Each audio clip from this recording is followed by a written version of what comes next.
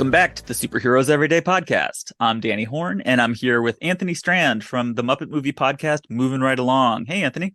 Hey, Danny. I'm so excited Venom finally showed up in this movie. Kinda, sorta. It's still going to take a minute. This is Act 2 of the 2018 Boy Meets Goo story, Venom. And Anthony and I were just talking during the break about how long it takes and how we are we're finding it difficult to get super worked up about the movie so far because Act 1 is just a drag. It really is. Like, it takes so long. And even here, like, I know we're excited about Venom showing up, but even here, Venom is not actually going to show up for another few minutes. All right, well, I'm going to do the story so far. Sony Pictures trying to jumpstart a new cinematic universe using a popular Spider-Man villain who is basically a black tar cordyceps virus. And if Sony thinks that this is their Iron Man, they're going to need to put in some serious character work. Eddie Brock, unemployed journalist, actually living pretty well in San Francisco despite having no visible source of income.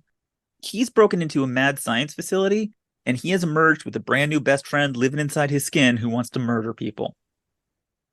And so we are getting into Act 2, where it starts out with Eddie, he's taking a sick day. He's going back to his apartment. He is feeling unwell. He's definitely not going to school tomorrow. For one thing, it is fucking up his diet. He is super hungry. He's so hungry. Yeah, it's been eating homeless girl for a while. And so he's just like dumping potato puffs in his mouth. I don't know why the potato puffs. The tater tots are, I remember the first time I saw this, I watched it with my nephew, who is 18 now. He was probably 15 at the time. And we both were just like, what is going on? Because it's so funny that he picks up a bag of frozen tater tots, opens it, and pours all of them into his mouth. There's tater tots spilling all over. Like, it's not like he just monster, it's not like he turns into Venom and just like devours the bag. Yeah, he's just pouring them down his gullet, frozen. Yep. Which is, and the movie doesn't seem to realize how funny that idea is. Like they treat it like he's just eating a lot. Right? Oh yeah, like it could. Yeah, like this is how you eat. Yeah. Yeah, it could be like he eats a burger too fast or something. Yeah, and it would basically play the same. And then he goes and he grabs old chicken bones out of the trash and he's like scarfing them down. He's so now I know that you're familiar with the philosopher Chuck from the River Bottom Nightmare Band. Yes, I am. And there's a moment in Emmerdotter's Jug Band Christmas where Chuck says, "I'm not hungry. I'm hungry." And that's basically Venom's life philosophy. Yeah. And the way that he talks. It pretty much, yeah. So he gets up, tries to brush his teeth, which is probably a good idea. And now we hear Venom, at least for the first time, because there's this big growling, Eddie. And he jumps back and he falls into the bathtub and he bangs his head. I'm not as secure as I should be in my Venom impression, but I'm gonna work on it over the course of the show. We talked about how mumbly and sweaty Eddie is. Yeah. Then for the Venom voice, he does exactly the opposite, and he enunciates everything really clearly, right? Yeah. It's like Eddie's gonna mention Annie coming up, and Venom's gonna go, "Who is Annie? Your pulse is quickening." It's like every syllable, quickening, you know? And I don't know. Again, I think it's spectacularally entertaining. Yeah. I think it's a much better choice than if Venom just was like, "Hello, Eddie, hello, Eddie, I am an alien," you know? And I think it's like, I don't know that that's the reason that this movie was a success. I'm not going to say that, but there's just something about it that like is so much more fun than the rest of the movie. It sounds like him like doing a voice. Right. Oh, yeah. The voice of someone who's doing a voice. Right. Yeah. And I don't know if they thought about casting someone else as Venom's voice and Tom Hardy wanted to do it, or if it was always going to be him. Yeah. But like, you can imagine him like working on this thing, you know, and especially like I mentioned Bane earlier, how no one could understand Bane. Yeah. You know, so this feels like he's like, well, I got to enunciate. Like I got made fun of. Yeah. I only have the voice. And so therefore I have to be really, really clear about what I'm saying. Yeah. So anyway, I love it. And all right, that's great. Good. It's the only thing. That's the only reason this movie's worth watching, I think.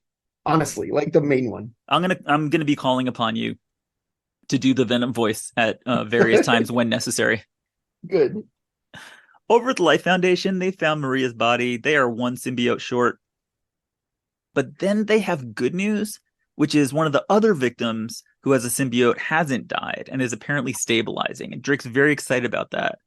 And he says, I don't want to waste any more time. I want to up the tests, which I love. I don't know what upping the tests means, but he's very clear. He's very into it. Those tests need to be upped.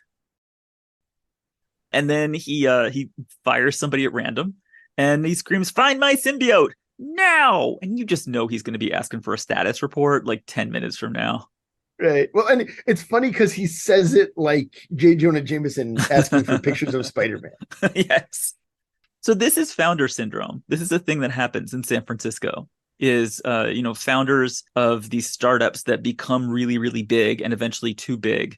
They have a hard time learning how to delegate. So that's what's happening here. I am very familiar with this personality type.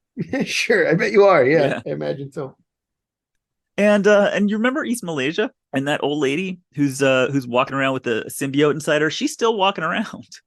It's been 6 months. She spent the last 6 months trying to figure out how to walk to San Francisco, and she has finally found her way to the airport. Well, that's one of those things that movies do a lot where like they forget about time. Like the example I always think of is Ghostbusters, right? Yeah. Where do you know what I'm going to say? I don't. Please go ahead. Pretty early on in Ghostbusters, Rick Moranis invites Sigourney Weaver to his party this Thursday. I'm having a party on Thursday. Yeah. And then there's that whole montage of the Ghostbusters rise to fame. They're on talk shows. They're on magazine covers. I mean, like clearly much time has passed for the Ghostbusters. Yeah. Then we see Rick Moranis's party at his apartment. Because now is the time it makes sense within the plot for us to have that scene. Right, exactly. Yeah. So like, and you don't think about it because Ghostbusters is an entertaining movie. So you're not, I mean, you see it many, many times and then you're like, oh, that's weird that that the timeline has this wonky thing. But movies do it all the time and just kind of hope you don't notice, right. And this is another one. She sees this little blonde girl who's getting on a plane for San Francisco. And so she follows her into the bathroom. It's been 6 months that they've been hanging out with this old lady. They must have been a hell of a match. That's true. Yeah. Now she has to get into somebody. The symbiote needs to get into somebody who actually has a ticket. Back to Eddie. Eddie's walking down the street. He's on his phone. He's trying to find out where Annie is right now because she is the only person he trusts. Although, as we know, that feeling is not mutual. But he's walking and suddenly he hears the word food in his head. There it was. That was a good one. Yeah, I can do the one line. And he doesn't know where it comes from. I get that too sometimes. That one, that's why I could do that well, is because I am very, very familiar with the experience. Eddie finds out on the phone, I don't know who he talked to. He finds out that Annie is eating with Dan, with her boyfriend, at a fancy restaurant, apparently in the middle of the day. And he's 3 o'clock. Well, he's a doctor, so he could have a weird lunchtime, a weird schedule. Yeah, and as far as we know, she's not employed. He's unemployed currently. Yeah. So they're having what appears to be a very nice lunch, and he runs in. This is probably the first scene in the movie that I find objectionable. of all the silly things that we've seen so far, this is the one that it feels like it pushes it too far. Because the restaurant, both the staff and the patrons at this restaurant, people are pretty relaxed in San Francisco. But like, I don't think they're this relaxed. These are the most relaxed people I've ever seen because shit's gonna happen over the next couple minutes. They have no reaction to it at all. So Eddie, he runs up to the table. He's like sweaty and he's stuttering and he's clearly unwell. This is the sweatiest and mumbliest. Yes, scene absolutely. For Tom Hardy in the movie. Yeah, he's at peak unwellness right now. She feels his forehead. He's all burning up. They're very concerned. And then he stands straight up and he grabs a steak with his hand off of a waiter's tray as he's passing by. He bites a big chunk out of it and then he spits that piece of steak across the room. And he puts it back on the waiter's tray and he says, "This is dead. Dead." And the waiter just keeps on walking. Because he's working for tips. He's not being paid to have a reaction to anything. And then Eddie just starts assaulting people. He's like grabbing their food with his hands. I think he elbows one guy in the face. He's like taking bites of people's food. And for the most part, people are just responding with this like look of mild interest. Right, because the movie is very short. and we don't have time for them to react. For Like people to truly, react. that's why. Yeah, yeah. You know. And I guess maybe the problem then is that it takes too long. Like the thing that they really want, the reason why nobody's having these reactions to people is we want to get Eddie sitting down in a lobster tank. Right. And biting on a lobster. And so we takes a minute to get him there. Right. Well, I remember when we were watching, Roz hadn't seen it. We watched it the other night. Mm-hmm. And when Eddie says, or when Venom says, this is dead, Roz was like, oh no, he's going to eat a live lobster. And I was like, it's so much more ridiculous than that. You know, he gets in, like the manager is she's worked her way up to, this is unacceptable. Yeah, right. That's as far as she's gotten so far. And Eddie just like gets up and gets into the lobster tank, and he just sits down on the lobsters. Because, like he's like so relaxed. Yeah, he's hot and he has to cool down. It helps him so much. And the manager says, now I'm going to call the police, which would have been a good idea like 3 assaults ago. Right. But then, and this is what I'm talking about with Dan. Absolutely. Who, again, as far as we know, has met Eddie once before. Yep. Right. And it's just like this guy that was, very, very patient and concerned. Right. Yeah. What I'm saying is that all he really knows about Eddie is that Eddie was neglectful towards Dan's now girlfriend. Right. Yes. It's not like but he immediately says, this man is my patient. Yeah.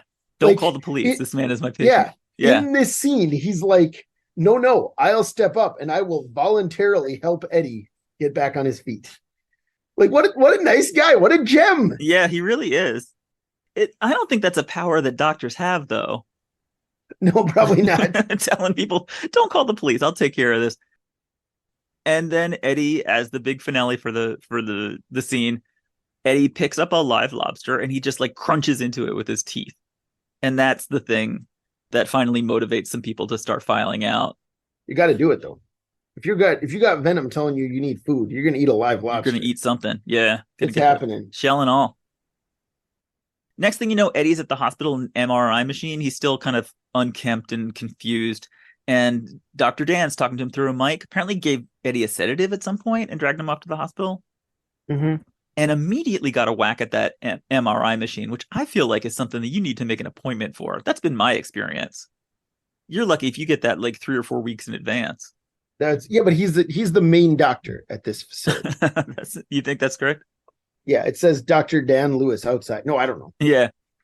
Well, it's movie medicine. They can do whatever they want in movie hospitals. So they turn on the MRI, and Eddie and the symbiote start twitching and screaming because this is a sound that really bothers the symbiote.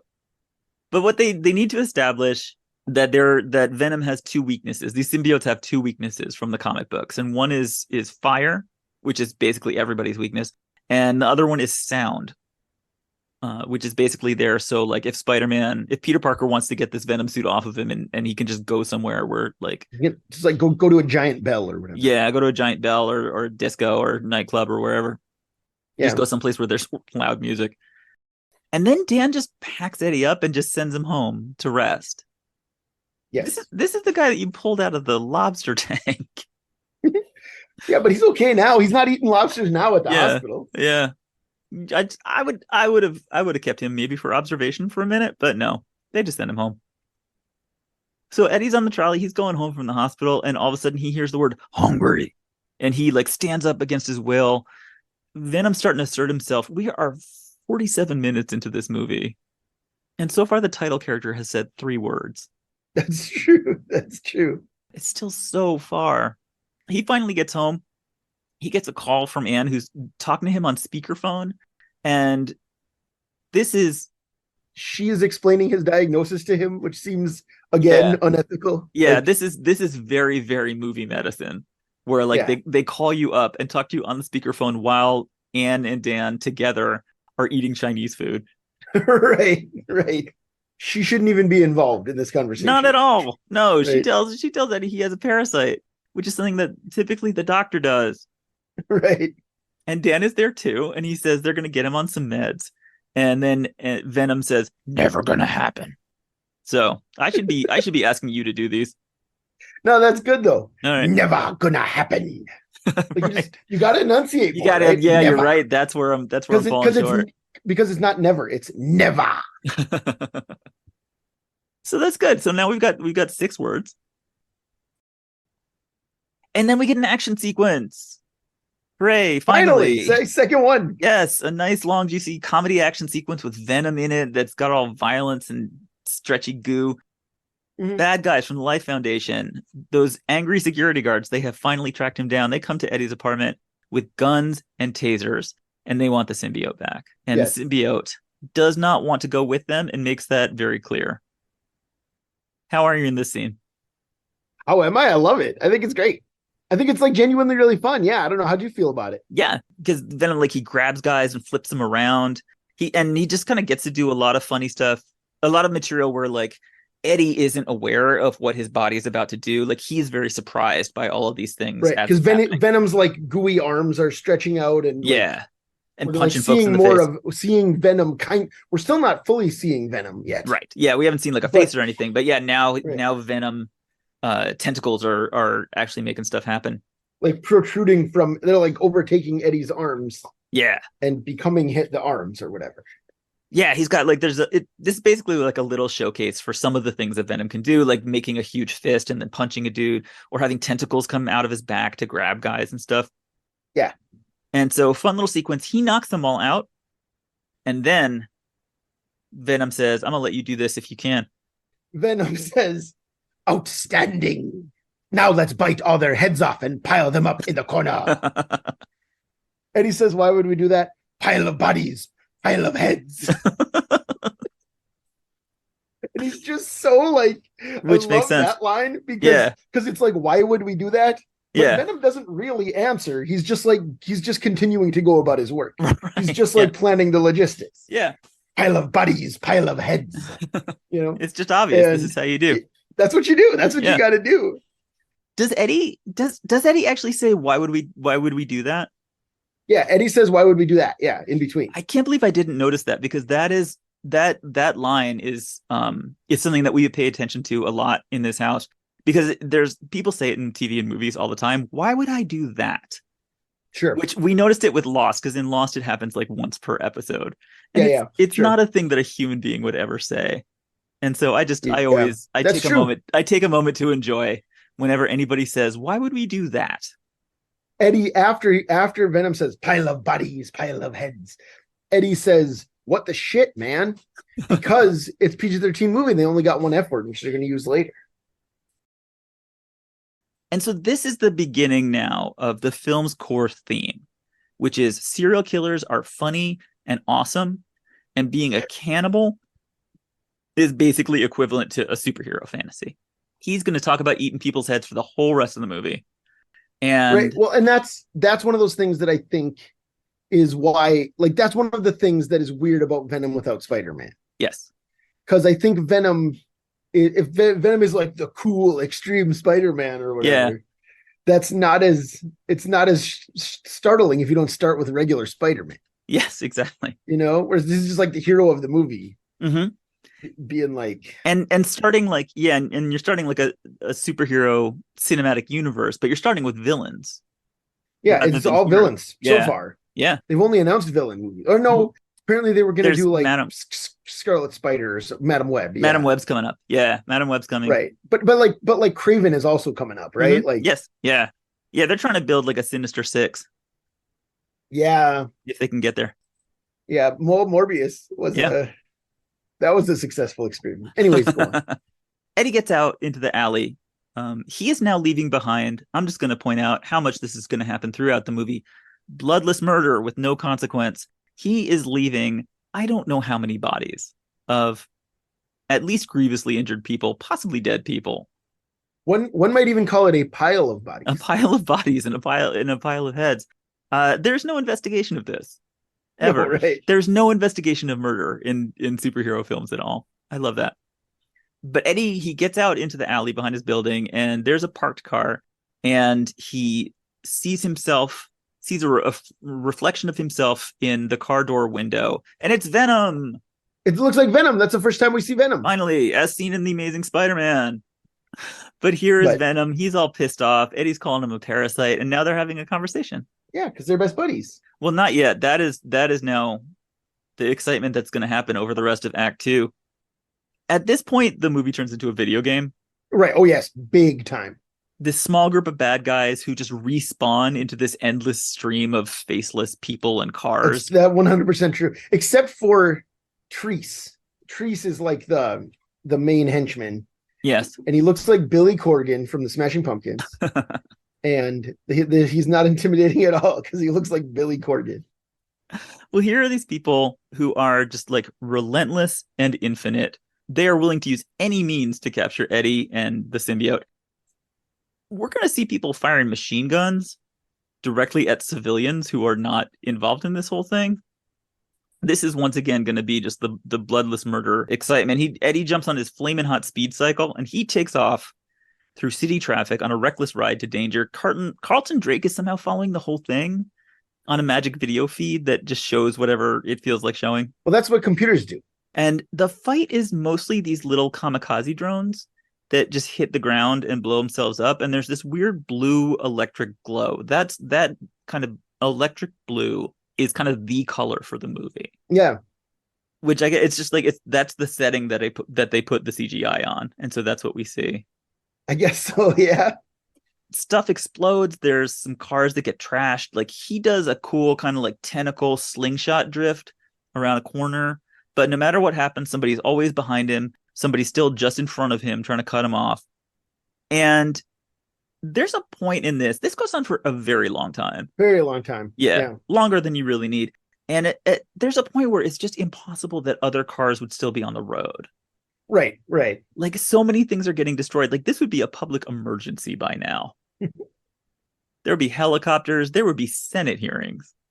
But it's a video game. No police in the video game. Everything is just fully destructible video game scenery.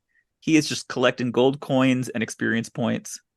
Yep. Now he gets to upgrade his armor. Yeah, he's getting bananas. So it's like 5 minutes long. It ends with Eddie completely broken on the pavement. And then here comes Treese, Billy Corgan, standing over him. And then who do we see? Venom, the full thing. See the man himself, the title character in the picture. Finally on screen, big, black, squishy, toothy Spider-Man looking motherfucker who like grabs Treese by the neck and he grins his crazy cannibal grin and he goes, eyes, lungs, pancreas. There it is. So many. Oh, sorry. Do it. No, I need you. So many snacks, so little time. So I looked it up. I made a note. That is from Amazing Spider-Man number 374. Is it really? Oh, yes. That's so funny. It's a full page splash of Venom holding up Spider-Man and saying eyes, lungs, pancreas, the whole thing. And it's February 1993, written by David Michelini and drawn by Mark Bagley. Nice. So that is like which is one of those things where you watch this movie and you're like, why on earth? Eyes, lungs, pancreas? Yeah. And it's still like knowing it's from a comic 25 years earlier doesn't really make it any more sensical. Yeah. It just means someone else wrote that same nonsense earlier. But like, what a weird thing to become an iconic Venom moment and be recreated in the movie. Yeah. You know? Well, the aesthetic here is that Venom is all about excess. Like the character, he emerged in 1988, and in the late 80s and early 90s, comics were like just getting like more violence and more muscles and more guns, and everything was just like more extreme in every panel. And like Todd McFarlane, who created the look of Venom, he was one of the primary like architects of how things looked in this period. Right. And Venom, and especially like if you look at that page, they're both just like absurd, just like heap of muscles. Like even Spider-Man, who is, normally a pretty skinny guy. Yeah. Like even him in those days was just like a weird batch of muscles kind of. Yeah, McFarlane, he was drawing Spider-Man at the time. He was crazy about making Spider-Man like look and move more like a spider. So that's where all those images come from of him like web slinging in these like bent over positions. Because wasn't it Spider-Man Torment? Wasn't that the miniseries Todd McFarlane wrote and drew by himself? Yes. Yeah. Which is where like every 2 pages they're like time to rise above it all. Like he keeps that's like the motif is the phrase rise above it all. He says over and over. And so there's just like tons of detail. It's just like more detail and more size and more slime. and everything is just like fluid and goo. And so in this scene, when he does the eyes, lungs, pancreas, that's where you see like the Venom tongue, which is crazy, crazy long and all slimy and saliva-y. And it's like this extreme character. There's always going to be like more goo coming out at him. Right, right. And then like more abilities, and he can do more stuff. You're never gonna run out of goo, and you're never gonna run out of appendages shooting out of his Teeth body. and slime and everything. Police finally take an interest, so then Venom just turns into a full monster. He's just like jumping on police cars, and he bashes through stuff, and he jumps off like moving cars, and finally he jumps into the bay and he swims and he gets away. And then Eddie Yeah. finds a quiet place to sit down, and Venom's head kind of emerges on a neck tentacle, like a big scary eel head that kind of just like Yes. bursts out of his chest. And now they get to talk. This is when Venom becomes Eddie's therapist, Yes, tell me like about that. helping him work out his issues with Annie. Like that's what Yeah. this whole scene is. Yep. This is now a buddy picture between him and his like alien chest burster. There's a conversation about like biting a guy's head off. Yeah, he says, "You bit somebody's head off," and Venom says, "Fuel in the tank." Now, so here's this is where I'm gonna ask this question, this burning question. Where does that stuff go when you eat a whole bunch of Oh yeah. heads? Are you Where familiar with owl pellets? is that? Tell me about owl pellets. Also, when an owl eats like a bird whole, like or a mouse whole, Yeah. some small animal, they not their like poops, but they secrete this. They poop out this thing called an owl pellet, Yeah. which is just like the bones and hair and All all like the things that all you can't squeezed up into digest. a little piece. Yeah. Yeah, squeeze up into a little ball and they poop it out. And I have to imagine that's what happens here, and we just don't see it. So it's just in that moment that he eats it, he digests it, he poops out the human head pellet. That's the thing. Yeah. Oh, we don't see that. We don't get to see the owl pellet come We out. don't want to see it. Maybe No, you we do. really I don't. don't. Yeah, I don't know definitely. what you're into, but I don't want to see it. No, not at all. But this is where like we just get that dark pleasure of being a serial killer, which is what this whole fantasy is about.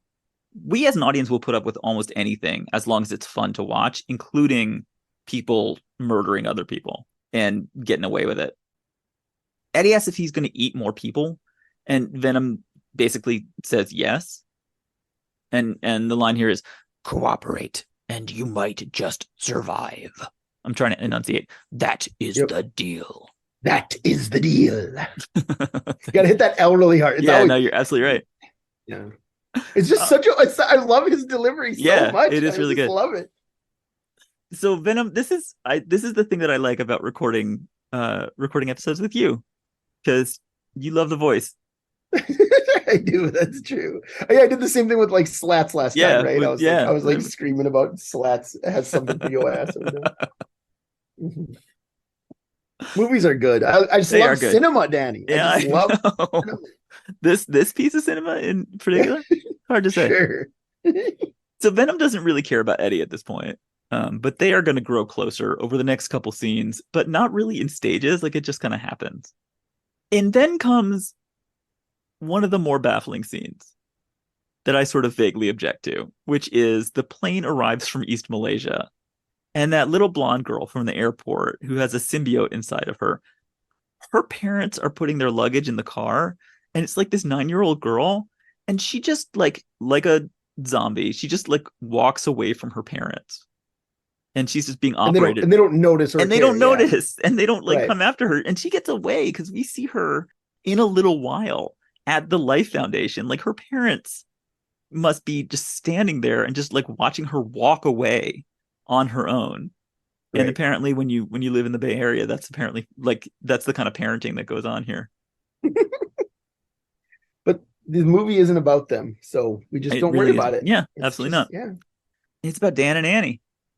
They are the main character. They really are our heroes. Yes. Annie actually is the hero of this movie, as it turns out. Yeah. Dan has Eddie's test results, and they're very bad. Various systems are shutting down. Eddie needs to go to the hospital immediately. Instead of calling Eddie, he calls Anne, who has repeatedly told Eddie she doesn't want to see him anymore.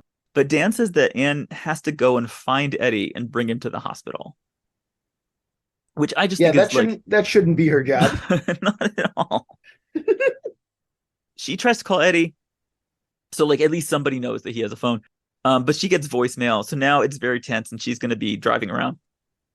Anne calls Eddie again, and Venom notices this is the pulse quickening. But now he's going to get, from now on, he's going to get very involved in Eddie's love life. That's going to be important. Yeah. You're right. This is really when he becomes Eddie's therapist for real. Like, so Eddie goes to the newspaper building. Venom wants to eat the security guard, and so here is the first place where Eddie starts to explain the morality that's going to animate the rest of the movie, which is like who you can eat and who you can't eat. Right. And Eddie says, no, you can't eat the security guard because he's my friend. And he's my friend, and he works 3 jobs just to support his family. That's right. So like he's my friend, but also he's hardworking. Like he's a good guy. Yeah. He has demonstrated his value to society. You know? Yeah, absolutely. And so therefore he is good. We cannot kill the good ones. This then means that all the people that they kill are the bad ones. And as we see that, as we're about to see, that's going to be kind of a complex thing. It is. They go outside the building, and then Venom says, oh, you want to go up? Let's go up. So he instantly like turns into full Venom, and super fast he just climbs up the building. Climbs up the top of the building. Yeah. And so this is Venom now like doing Spider-Man. And they have kind of like a romantic moment where Venom looks around at San Francisco at night and he thinks that this world looks nice. Your world is not so ugly after all. After all. Yeah, so they have like another little piece of bonding. All of the bonding stuff happens very quickly because we got to do it before Act 3. Right.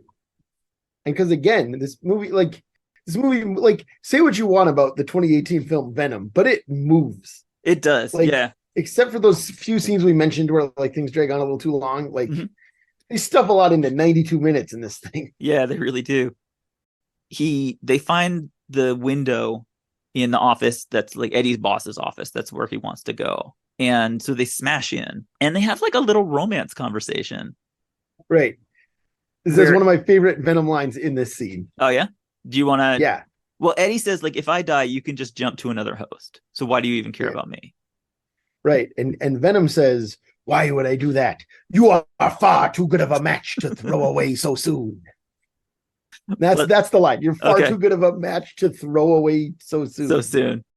That's my first and my second why would I do that on the podcast, and I'm very excited about that. Awesome. I'm glad I could help you out with noticing that. I appreciate it. Now that you know that, you should start looking for this in movies and you will find it everywhere. Mm-hmm. So the plot thing that's happening right now, Eddie puts his phone on his newspaper boss's desk and leaves a note that says, do the right thing, shithead. Yep. And puts an arrow that points to the phone, which is an utterly baffling thing to do. Right. I can't imagine what the guy's going to make of that tomorrow. And he says, here's your evidence out loud to no one. Like to Venom, I guess. But like he's talking to his boss, right? Yeah. Who's not there. Yeah, he's gonna have a confusing morning when he shows up the next day. And then there is what I think is a trailer joke. Like this is a joke that's gonna play really well in the trailer, where Eddie says he wants to go home, and Venom, they're by the window, and Venom says, jump. And then we see Eddie, he's pushing the down elevator button, and Venom says, pussy. Right. So there are 2 superhero movies from the 2010s, PG-13 superhero movies, where our hero calls someone a pussy. It's this and Iron Man 3, right? Oh, is that right? Yeah. Tony Stark when Tony Stark is in that Tennessee town with that kid. Yes. He calls the little kid a pussy at one point, like jokingly, right? To deflate the moment. Yeah. And that's one of those things that, like, I don't know, man, feels vaguely misogynistic to me. Mm-hmm. You know, not vaguely. I guess it just is. Yeah. And I don't know why we think that's like a lighthearted thing for our heroes to be thrown around. I don't know. It's very juvenile. It's very, and again, like I worked in middle school for the last 11 years, and it feels very 8th grade. Yes. You know? And you can see how, like, that's why I'm thinking of it as like a trailer joke, because it's the kind of thing they are signaling to the audience that they want.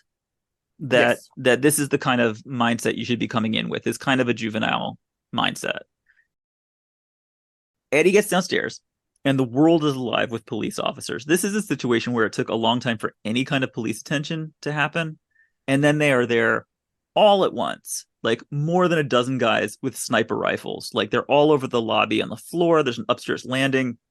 And this is now fully a video game fight. So the way that these video game fights in movies work is there's a huge group of faceless drones. They actually specifically put on masks so that you don't think of them as people. They're going to attack and attack and attack. They're going to respawn as much as they need to. And most important, they never change their tactics, despite the fact that they can see that it doesn't work and everyone around them is getting killed. You never see individuals in this video game fight going like, wait a second, this isn't working at all, and then running away. That's not a thing that happens. They're just going to keep coming, and if machine gun bullets haven't worked the last 90 times, I'm going to give you the 91st bullet. And then they just kind of keep respawning so that it can just go as long as the director feels like it should go. And then when the director gets tired of it, now they're done. Then it's over. Yeah. Right. And they throw a gas grenade as part of this at the beginning of this for absolutely no reason, except now like it's all smoky in this big enclosed lobby space. And so it's scarier if like Venom can come out of the fog to like grab dudes and throw them around. It takes like 2.5 minutes. Right. To get through. And it's not that fun. Like we talked about the earlier fight being like a pretty fun ride. This one just feels like we're wasting time to me. Why do you think that is? I don't know. Maybe it's just that we already had that other one. And well, and it just also doesn't feel as inventive. Like Venom's not doing the same kind of crazy stuff. He's kind of like he's jumping around. He's being scary more than funny. I think the first one was funny. And here it's like we're supposed to think that he's scary, kind of coming out and jumping around and grabbing people and throwing them away. And so it ends with Venom like picking up one of the guys and he's about to bite his head off. And Eddie inside screams, "No, we do not eat policemen." Which, like, that's cute that they don't eat policemen, but you just killed like a couple dozen policemen. Right, you could just as well eat them. Yeah, there's bodies all over the place. But once again, bloodless murder with no consequence. This was a police action. They saw Eddie Brock get out of the elevator. They trained their guns on Eddie Brock. But after this, not Venom is what you're saying. Yeah, right? and then he becomes Venom. Yeah, and they see him. They see his face and everything. There is no police investigation of this mass murder event, which happens in the lobby of a major city newspaper. Apparently, nobody asks questions that like lead anybody to Eddie and Anne. And then Anne shows up. She sees Venom. She screams, and he turns back into Eddie, and so that he can tell her that it's okay. I am now a serial killer monster. That's right. And so this is a moment for the ex-girlfriend to kind of like just process this. And she just decides that she's going to be cool about it. And then here's a weird scene from the things that don't make sense department. It is nighttime, and Drake is just wandering around alone in this huge, terrifying mad science facility. And suddenly there's the little blonde girl from the airport walking She's just towards there. him. She just made it. And so the question is, that's where the plot needed her to be. How did she get there? How did she get all the way from the airport? This little girl just walked all the way out to this building, and somehow she got into this building. They should have put up a sign that said like "Airport this way, Life Foundation this way," or whatever. And he treats her like this is a world that makes sense, and so he bends down and he asks if she's lost, which I guess technically she is. And she reaches out a spooky hand, and it's a scary symbiote tentacle, and then the goo kind of moves, and now it is inside Drake, which is basically what he's wanted this entire time. He talks about him like he wants to be buddies, but he wants to be more than buddies. Yeah. With those symbiotes. And so now that we've gotten Eddie and Venom to be like serial killer bros, now we're going to do a breakup scene. So they go to the hospital, which is entirely unstaffed except for Dr. Dan, once again. Mm-hmm. And he tells Eddie that his heart has atrophied. The parasite inside of him is killing him. And Venom is not pleased. He's like, I can fix it. Yeah, but Eddie's upset. And he's worried about it. And Venom lashes out and grabs Dan by the neck and starts strangling him. And Eddie is saying, like, no, we can't kill him. And Venom won't let go. And so Anne, who at this point knows about the sound thing, she presses buttons on the MRI so that Venom will be in pain and fall out of Eddie's body. It's a weird plan to come up with on the spur of the moment, but it works. Right. So yeah, she does it. See, that's what I mean. Like, she's the hero of this movie. Yeah, yeah, she knows how to do She's the everything. one who gets things done. And so now they have locked the symbiote behind a glass wall because everything in this movie has huge glass walls. It's very San Francisco. And so Eddie can actually stand there and look at the symbiote, which is kind of like squirming around in a very scary way. Squelching. Oh, yeah, squelching around. Thank you. Mm-hmm. And then here's the breakup where Eddie says, "You're killing me? What happened to we, man? What happened to we?" Which I think it's actually, this feels like a compelling moment, I think. Sure. Yeah, it's great. It's great. It's insane. But I think Yeah. for an act 2 breakup moment, which you have to have before they come back together again, I think it's kind of effective. Yeah. And he says, "We're done." So we're almost at the end of Act 2. We got Eddie and Venom split up, but we have to raise the stakes.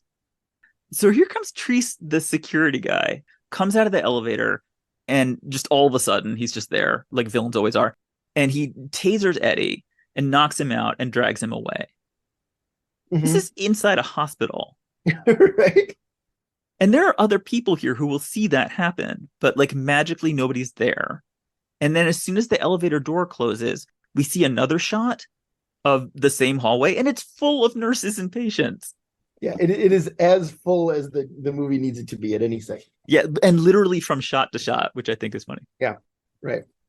And then the very last thing that we see is Venom kind of like swirling around through the air vents, and now it's going to invade a little dog who runs around, and then it's going to look at Anne.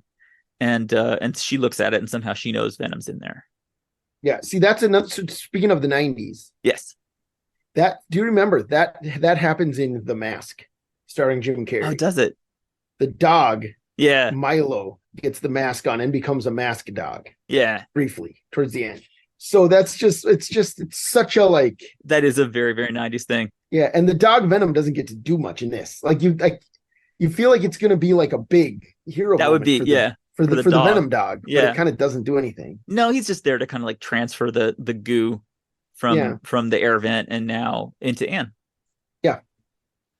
All right, with the symbiote out on its own after a painful breakup and Eddie in the clutches of some paramilitary tech bros, things do not look good for Eddie's new cannibalism startup. He is not getting any closer to venture capital, and in San Francisco, that is a fate worse than death. And that means this is the end of Act 2 of Marvel's Venom. Act 3 is coming up, and the fate of Sony's Spider-Man universe hangs in the balance. Here's what's coming up. I don't know who cleans the place at the Life Foundation or like the HR person. Apparently they just don't walk through that often. They know what they're going to see if they walk through here, so they just stay away in their own little offices. The things that I enjoy about this movie are the things that surprise me. Like, I'm not surprised when the movie Venom is terrible. I'm surprised when I enjoy it. We don't need mission control anymore. I'm mission control from now on. So this is usually how Founder Syndrome ends. This is the end stage of that. This looks very familiar to me. And then we get to the big CGI fight scene, which everyone loves. It's boring and I hate it. It's so boring. But again, we've been watching this whole movie, so at a certain point, we have stopped believing in their bullshit fake plot twist. All right, stay tuned for that. Thank you, Anthony. Yeah, thank you. I will see you back here for Act 3 of Venom on the Superheroes Everyday podcast. Thanks for listening. Eddie, you look like you're in a bad way. I am in a bad way. Eddie, Jesus! This is dead. Dead. Eddie, sit down.